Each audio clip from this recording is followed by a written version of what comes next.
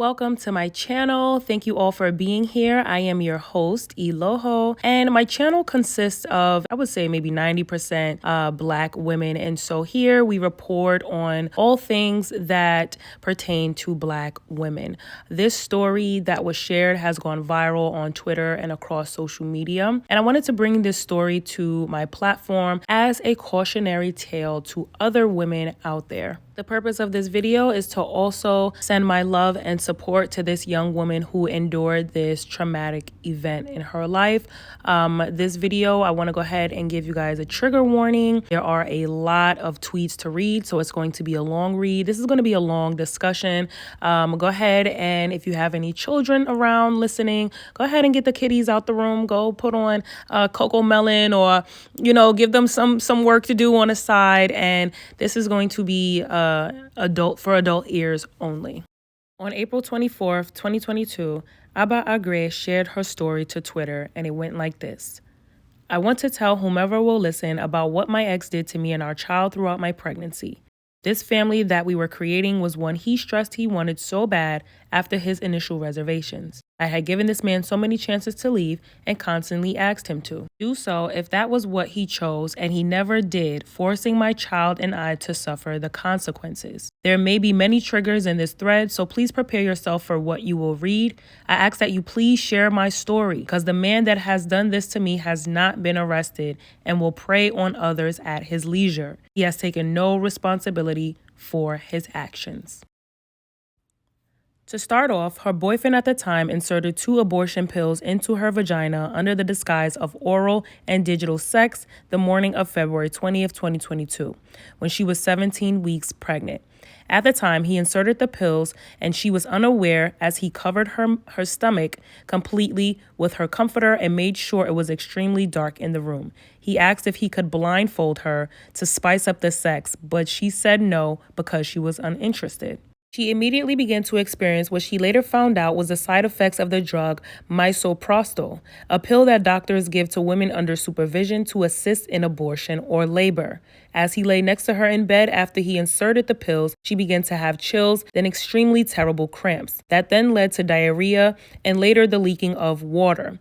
She had assumed at the time, before her water began to leak, that she was experiencing food poisoning. The night before, he had taken her to a Korean steakhouse for dinner. She assumed that the meat she made for them did not agree with her. She called on her OBGYNs constantly that day, specifically before she began to experience leaking, and they had agreed that it very well could have been food poisoning. As this man lay next to her, he watched her experience what was later confirmed by her doctors to be contractions. He knew exactly what he had done and why she was experiencing what she was experiencing and watched her sit in pain and confusion. He told her that we should try to get rest. As her fever began to spike, he went to sleep or pretended to. She took Tylenol as instructed by her doctor and was able to finally get some rest. When she awoke, she noticed he was awake and alert next to her. He told her that his parents had told his sisters they wanted him to go back home. For the past 2 weeks at the time, he had been living with her. He told her and her family that he had told his parents she was pregnant and they had kicked him out as our culture did not necessarily align. He is Middle Eastern Pakistani to be exact. This was one of the reasons she was told she nor her child would be accepted in his culture. For some reason in her gut, she didn't believe he truly told them. After he told her what she felt was a lie, that his parents wanted him to go back home, she asked him to pack all his things and leave her home immediately. He began to protest and asked her if she was kicking him out. She simply stated that she didn't believe he ever told his family the truth about their relationship, about their pregnancy, and she was too tired to deal with the BS that day. He began to linger and said he wanted to come back. He sat on the floor, began crying, but acknowledged that he, in fact, never told his parents the truth. I later realized he only wanted to come back to make sure he was successful in terminating her pregnancy. In the 2 weeks he lived with her, he got so close to a large part of her tight-knit community. She didn't know at the time, but his tactic was used so suspicion would never point to him. He never expected that the misoprostol would not dissolve, leaving the only culprit to be him. He finally collected all his things and prepared to leave. The last thing he said to her face was that he loved her and the baby so much. Around 8 p.m., she called him and told him she was no longer interested in being with him. She felt as though he was a coward and she was not going to tolerate any more lies. She had broken up with him, told him they were done, and the only thing he kept asking her was, "Well, how are you feeling now?" over and over again. She couldn't understand why, because at the time, for some reason, she felt a bit better. She had rested and thought the food poisoning began to subside for the most part and didn't mention still feeling ill to him once. She later realized it was because he wanted to see if she had miscarried yet. Right after she got off the phone, she began to feel more gushes of water leave her body.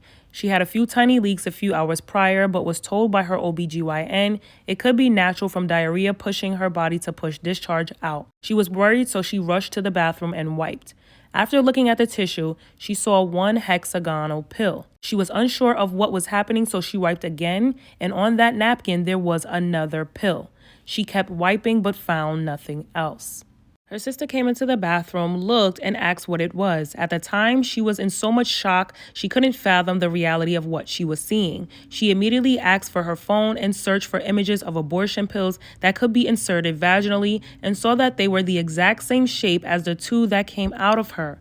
At the time, she had never felt such pain and shock in her life. She knew that in that moment, he had put those pills in her body that morning under the disguise of sex. She called her OBGYN once again and disclosed what she had found, and she told her to immediately come into labor and delivery.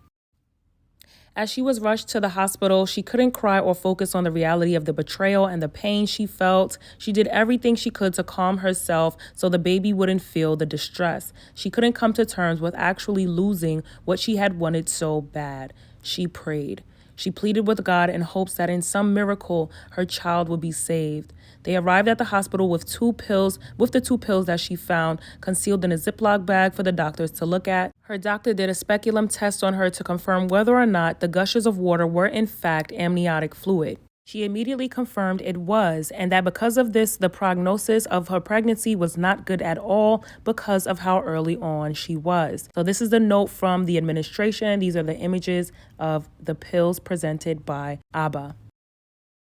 She inspected the pills and said she would have it sent to pharmacy for inspection on what they were, as they had been a bit corroded from being inside of her. She was also sent to ultrasound to see if the baby had enough fluid around her. When she went to ultrasound, by some miracle, the results came back that she had not seemed to lose much fluid at all. She was told that the baby keeps making fluid. Essentially, it's mainly baby pee that builds up over time. She was asked whether or not she wanted to terminate her pregnancy because she was still ruptured and was told this could easily cause infection to her and the baby, leading to sepsis. She had decided not to. Her leaking seemed to subside, and she wanted to hold on to what seemed to be a miracle. It is rare, but sometimes when there is a small hole in the amniotic sac, it can reseal. Her doctors told her she was lucky, but she truly believed it was God.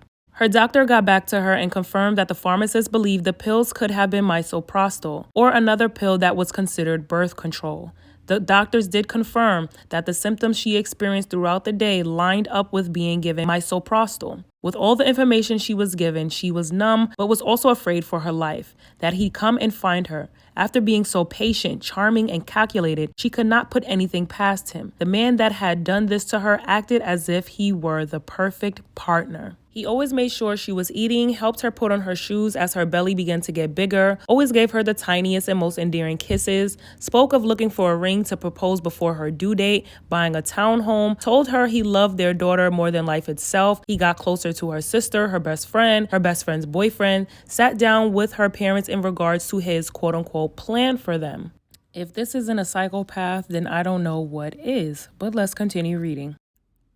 He told them he couldn't wait for their little family, all the while plotting to kill what was already a formed tiny human baby inside of her. And she inserted a lot of receipts, a lot of back and forth text messaging between them. He's clearly love bombing her. He's begging her to be with her. He's saying he wants to be a father. He wants to be in the life. He wants to be there, allegedly. She reported the incident to the police and handed over the pills for proper analysis, as they would be able to decipher exactly what the pills were in their crime lab. Still haven't gotten any word back. She texted him while she was in the hospital and told him she had gone for an abortion and wanted to have a kid with someone who was a better fit. She prayed he'd buy what she was telling him and wouldn't come looking for her to check if the deed was done, to see if he had succeeded. He told her he respected her decision and wanted to be there for her. The same man that said this child was his reason to keep living so easily said, "I respect your decision." No fight, no nothing. When I told him it had been completed, he asked me to tell him what they did for the procedure immediately.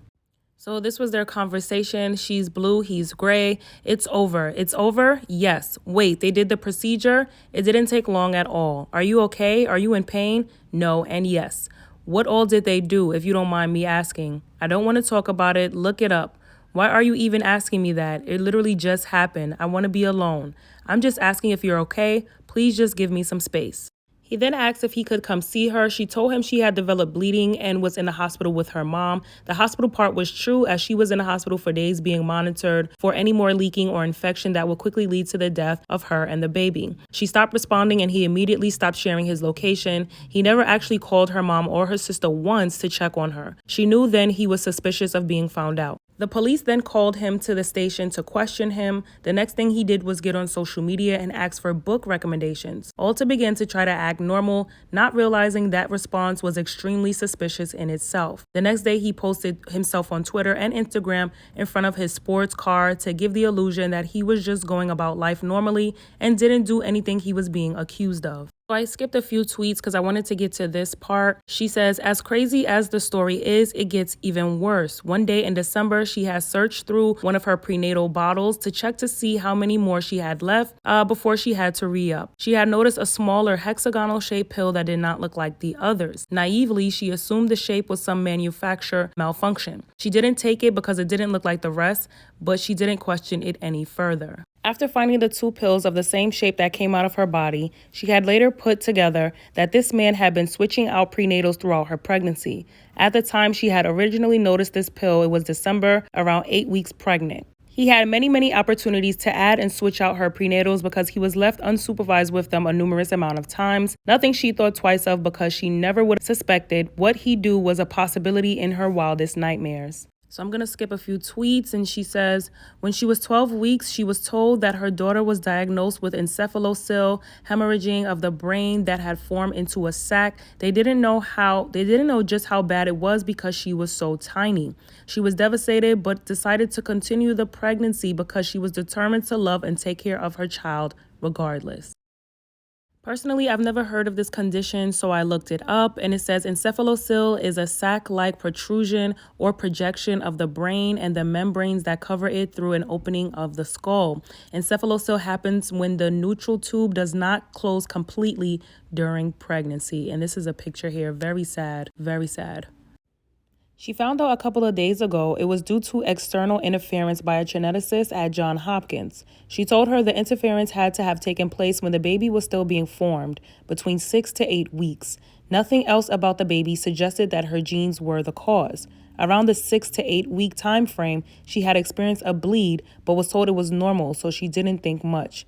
The doctors now believe that that was the first time the sac had ruptured. She had another bleed on February 1st, 2002. It was one gush of blood, fluid, and nothing else. On April 21st, 2022, her daughter was born. This same day, her death certificate was signed. After her birth, she was told because of the constant interference, she didn't stand a chance at a prosperous or healthy life. Too much of her brain was compromised from all the abortion pills she was fed throughout her pregnancy. Till this day, she has no idea how many he's given her. She feels away and cannot put it into words. She was in labor for 17 hours. She held her daughter for as long as she could, spoke to her, and told her just how much she loved her. She prays that she can be with her again one day. What she faced and endured within her was not fair, and she wished she could have protected her somehow. I wouldn't wish this on my worst enemy, she said. Now, this is one of the most terrifying stories that I've read in a long time. Like, just reading through all of her tweets, her sharing a very vulnerable and sensitive and triggering situation that she endured, I just felt like, oh my God, I shouldn't even be reading this. But I commend her bravery. I'm praying for her healing and justice to be served. He needs to be behind bars. That was murder and attempted murder. He didn't just try to kill the baby, he wanted to kill her. Now, allegedly, his family was also in on this. He has a sister that works in pharmaceuticals. However, the sister also came out, basically said that he's been disowned from the family. They've had nothing to do with it. And they also pray that justice was served. Now, I don't know, because according to Abba, Lil Sis was flip-flopping back and forth. So I don't really trust the family either. Abba says that she cannot disclose his name or his picture or any information on him, but she says that if you went to junior high school or high school with her, then you know exactly who he is. So we need y'all to post up his pics, post up his location. We need to know where and who this motherfucker is. And he needs to be charged and behind bars for 1, murder, and 2, attempted murder. The fact that he was feeding this woman pills that was literally deteriorating their unborn child and putting her life at risk as well. He's not right in the head. He begged her to stay. He begged her to be a father. He begged her to be in their child's life. All the while poisoning and killing and plotting and deceiving and lying and checking and plotting and drugging. Yo, this is wicked. Like, really and truly, all he had to say was, I don't want to be a father. I don't want to be a part of this child's life. She was already prepared to be a single mother. She said, that's fine. I choose my child over you. You can go. I'm going to keep my baby. Now, there's been an uptick. I don't know if y'all noticed, but there's been an uptick in the news lately of men murdering their baby mothers, the mother of their child, pregnant women, R-ing their own children, killing their own children. There's been an uptick. In my last few videos, I've been expressing concern. I feel like globally, mental health has been declining, and honestly, these males have become even more dangerous. Y'all, like, it's scary out there. Honestly and truly, stories like this really just keep me on my toes and keep me paranoid, because I'll rather, side-eye everything than just trust everything. I'm sorry. I can't in this time of day. I can't. And her bravely sharing this story is meant to be a warning for all of us women out here. Be careful. Be watchful. Be very watchful. Put cameras in your apartment if you need to. But my heart really goes out to this young woman, Abba. And again, I really pray that God heals her and strengthens her and really bless her for everything that she went through, everything that she lost. I pray that God bless her double, triple fold, everything that she lost. God, I pray that you cover every single woman that is under the sound of my voice. We live in a very scary day, God. I pray that you wrap your arms of protection around each and every one of us that is watching this video. Grant us a guardian angel that will protect us, that will watch over us as we sleep. Watch over us as we travel to and from work. Watch over us on the highways when we drive. Watch over us on the train. Watch over us in our most vulnerable state, God. There is an attack on women, God, and I just pray that you cover us, that you grant us protection during this very dangerous time, that you give us the spirit of discernment. God, I come against every evil spirit, every evil plan, every evil attack of the enemy, every evil witch or warlock, God, every wizard, every power, every demonic power. I pray that you send those evil forces back to sender. Any evil force against any woman that is watching this video now, I send it back to sender. No woman under the sound of my voice shall lack. No woman under the sound of my voice shall experience violence, abuse, poverty, destruction, depression, God. In the name of Jesus, I pray. Amen. Now, I know some of y'all may have different religions and, things of that nature. So forgive me if you actually, would rather not be prayed for. But I did just want to go ahead and pray for every woman who is in need of prayer and, who believes in Christ. So, yeah, that's what we're dealing with right now. This story is incredibly heartbreaking. It's been a while since I actually cried from reading or watching a story because I've been so desensitized lately. Grief is all around us, so it's rare that I actually cry. And this story really made me cry because I can tell that she really wanted to be a mother. She was really excited about motherhood. And I can tell that when it is her time, I pray that God gives her a good man who wants to be there, who is mentally sound and able to provide and produce, and that she can have the family that she wants, because I know she's going to be a great mother. She really tried her very best to save her daughter, even at the risk of her own life. So definitely show her some love. I'll drop her Instagram up here. Reach out to her, show her some love. Let's flood her with some love. Again, if you know who this man is, post him up. Don't hide him, post him up. Y'all let me know your thoughts down in the comment section, and I'll see you at the next one.